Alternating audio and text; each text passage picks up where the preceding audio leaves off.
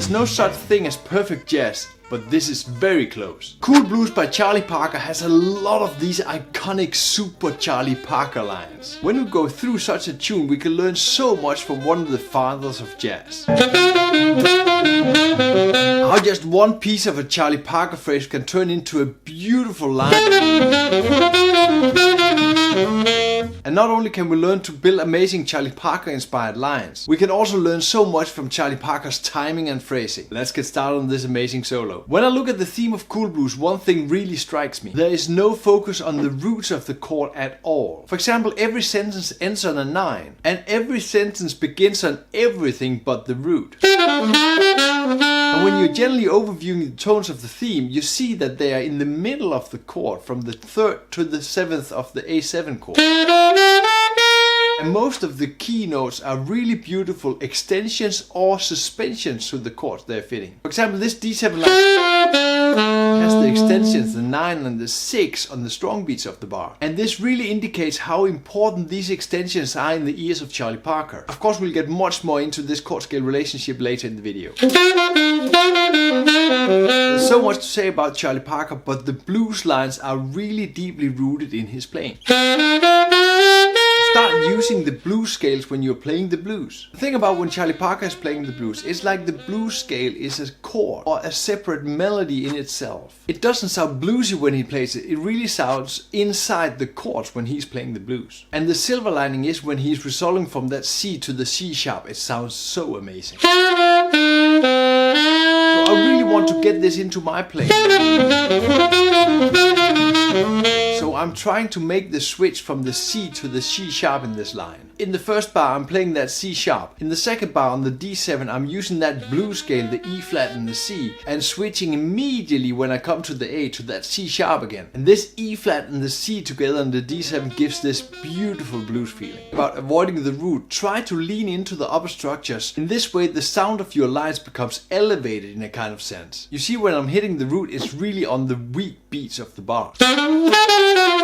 Of course, all Charlie Parker lines are amazing. This line is really amazing because of two things. The first thing is the voice lead. When I have to compose these lines, I really have to think it through. Where do I want to hit? What target notes are important? Hitting the target notes and making a line sound really great is a piece of work. I really want to advise you to take this slow and just play the target notes. Play slow moving lines through the chords and hit those target notes. When you're playing slow rhythms, it's really much easier for you and your ears get used to the sound. I think it's a pretty unusual way to hit that D, getting from the F sharp and a chromatic line down to that D. Since the F sharp is already a third of the D major, the chord we're going into. But the chromatic line is really strong going into that D, so this is what we have to stick to. There's so many possible ways to hit those target notes. Here I made some chromatic lines moving into the target notes of the D. The chromatic lines have really strong target notes, but you have to make sure you play them clearly. Here's a simple phrase where I'm using the chromatic line from the C sharp down to that A on the D7. If you want all the licks in the exercise, I really recommend you to go to Patreon and download the full lesson manual with lots of extra exercises. I have also added the full transcribed solo of Cool Blues in the lesson manual this week. Get it on Patreon, the link is in the description.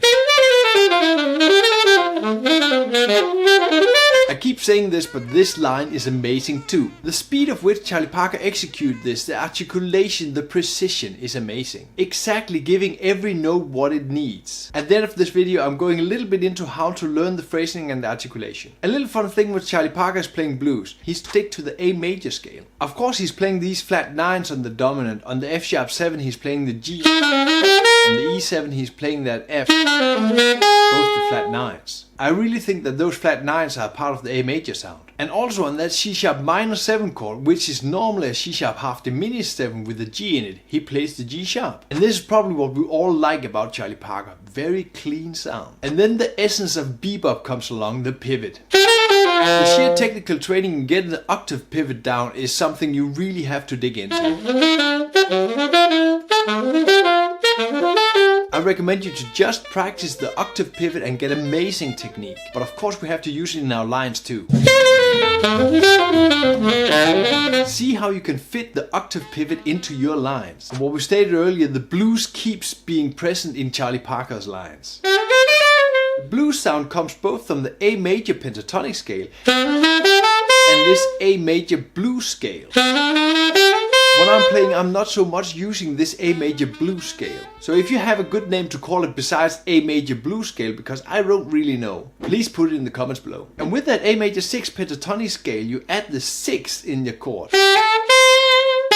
Charlie Parker is playing the 6th sound, so skipping the dominant sound and getting this major sound instead of the dominant sound, both on the A7 and the D7 chords. And he's using that pentatonic scale really functional on the chords. Of course, there are different ways to use these scales. You can use them as modes, but this is really not what Charlie Parker is doing. He's playing into the chord sound using the scale. And when you do this, you get these amazing leading tones in that scale. You get the B leading down to the A, you get the F sharp leading down to the E, or the F sharp leading up to the A. Whereas when you play the G on that A7, you have to lead into that F sharp on the D7.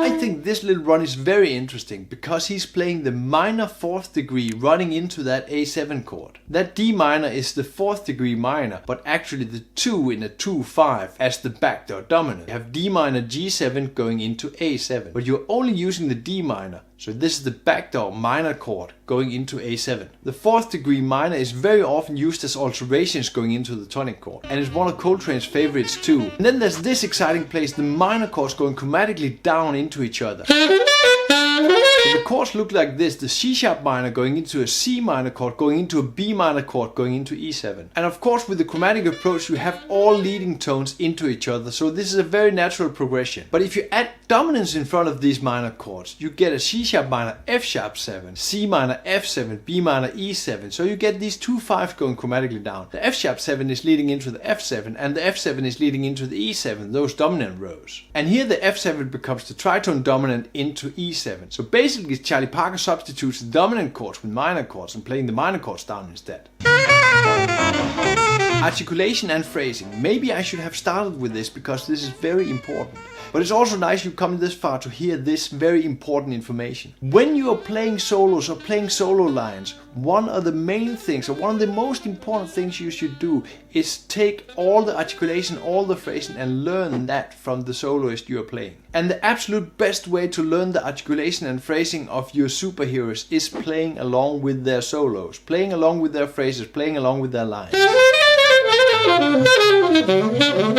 But you do not need to play a full solo. Play small phrases, play a little line, play what you think sounds the best of their music. And then take this and make this a part of your practice. If you need more, you can always add more. So remember to get the full solo transcription in the lesson manual on Patreon. I have of course extended all the material you have here in the lesson manual to many more exercises and many more licks. And the full Charlie Parker solo on Cool Blues is of course added there for all instruments. Get it on Patreon, the link is in the description. I love Charlie Parker, and if I had to choose what I had to do right now, I would click on the link and go to the next video. And this is an amazing video on the 3 techniques that makes Charlie Parker a genius.